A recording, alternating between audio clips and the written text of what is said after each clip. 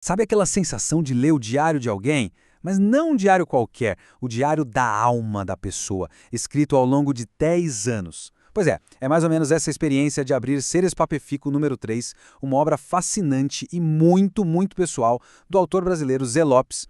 E a jornada que ele propõe já começa de um jeito bem inesperado. A gente já percebe que está diante de algo diferente logo na primeira página. A primeira pista é a dedicatória do livro. É, sem dúvida, uma das mais íntimas e surpreendentes que existem. Olha só isso! Essa dedicatória já diz tudo, né? A gente não está só lendo contos. A gente está testemunhando uma conversa do autor com ele mesmo, com quem ele era lá no passado, com a sua essência. É um convite para uma viagem de autoanálise. Beleza, mas antes de mais nada, que nome é esse, né? Seres Papefico, parece até uma senha secreta. Mas, na verdade, essa palavra é a chave para a gente entender toda a filosofia por trás da obra. Então, Seres Papefico é, na verdade, um acrônimo. Cada pedacinho há um verbo: ser, estar, parecer, permanecer, ficar e continuar. Para ele, virou tipo um mantra pessoal, sabe? Com uma meta bem direta, mas super poderosa: a busca constante por ser melhor hoje do que foi ontem. E para completar, tem o subtítulo, prosélito. É uma palavra antiga, que significa convertido, mas o autor dá uma repaginada total no sentido. Para ele, é ser uma metamorfose ambulante, alguém que está sempre mudando, sempre aprendendo e se transformando com o que vive. Tá, então a gente já pegou a filosofia pessoal dele. Mas como isso se aplica no jeito que ele enxerga o mundo, as histórias, os relacionamentos? É aí que a coisa fica interessante, porque ele vai direto cutucar uma coisa que a gente conhece desde criança. Essa frase aqui, da introdução do livro, é o ponto central de tudo. Para o Zé Lopes, a história de verdade não acaba no Felizes para Sempre. Pelo contrário, é exatamente aí que o jogo começa de verdade, na vida real, com toda a sua complexidade. No fundo, o que ele está propondo é um tipo de manifesto pela realidade.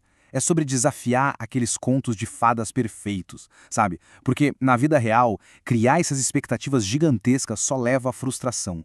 A ideia é outra, é abraçar as pessoas e as histórias como elas são, cheias de falhas, e aprender com o tal do choque de realidade. É viver de um jeito mais genuíno, sem ficar esperando a fantasia acontecer. Ok, mas como é que tudo isso aparece nos contos? Bom, vamos dar uma olhada em algumas das histórias para ver como a ficção vira um espelho da alma.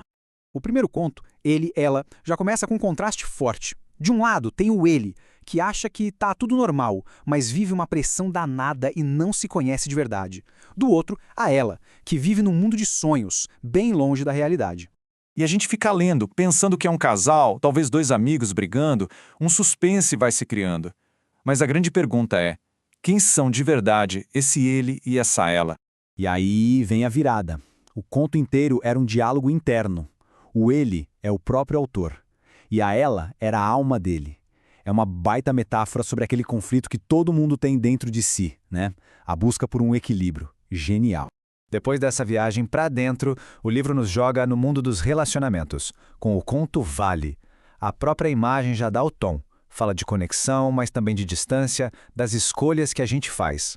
E a sacada genial aqui está no título. Vale tem um sentido duplo que é a cara da história. Pode ser o substantivo, né? O vale como um abismo, uma barreira entre duas pessoas, ou pode ser o verbo, a pergunta que fica no ar. Vale a pena? Vamos agora para a terceira história, Maltrapilhos. O nome já estilizado e essa imagem de um lugar moderno, mas meio vazio, já dão a dica do tema central aqui. Aquele sentimento de não pertencer, de buscar um lugar no mundo. Aqui, a palavra maltrapilho ganha um significado totalmente novo. Não tem a ver com roupa rasgada ou pobreza. É um estado de espírito. Os maltrapilhos da história são todos aqueles que se sentem meio perdidos, deslocados, que não se encaixam no que a sociedade espera. E para amarrar essa ideia, o autor usa uma citação poderosíssima do C.S. Lewis. Ela resume de um jeito perfeito essa sensação de não pertencimento que marca os personagens e que, vamos combinar, talvez muita gente já tenha sentido em algum momento da vida.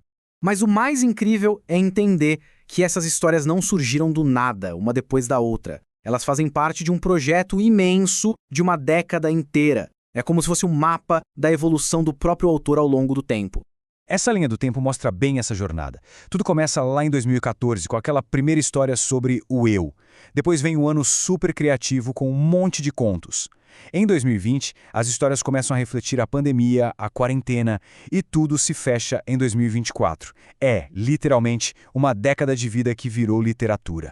No fim das contas, a melhor imagem para definir o livro é essa que o próprio autor usa: um homem diante de um espelho.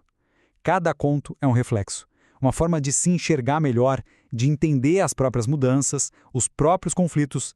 E no final, essa jornada do Zé Lopes acaba virando um espelho para a gente também, para quem está lendo. Ele usou a escrita para se entender. E isso nos faz pensar: o que será que as nossas próprias histórias dizem sobre nós? E é com essa pergunta que a obra nos deixa. Se a nossa vida fosse transformada em contos, as alegrias, os perrengues, as vitórias, o que essas histórias revelariam sobre a pessoa que as viveu?